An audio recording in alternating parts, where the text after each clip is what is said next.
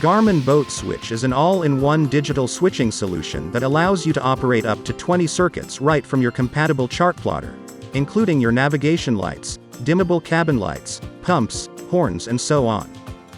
In this video, we will show you how to set up your boat switch on your Chartplotter. Before we start, make sure you have properly connected your boat switch to the devices on the vessel. Now, go to Vessel, Switching. You will see all the switches here, whether their channels are connected or not. First, we need to set the switch configuration.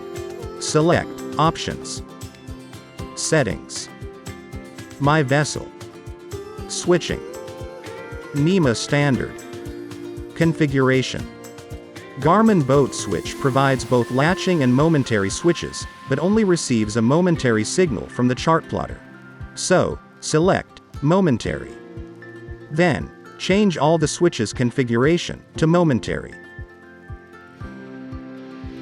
Next, let's go back to switching.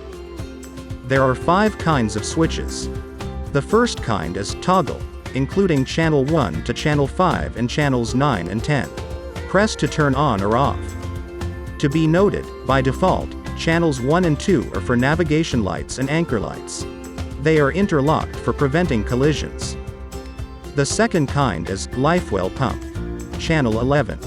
Press to activate, and the pump will run for 1 minute every 5 minutes.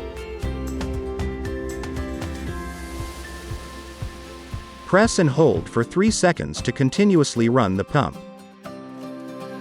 Press to turn off. The third kind is Bilge Pump, including channels 12 and 13. Press to run the pump for 2 minutes. Press and hold for 3 seconds to run the pump continuously. Press to turn off. The fourth kind is dimmable, including channel 17 to channel 21. Press to turn on or off.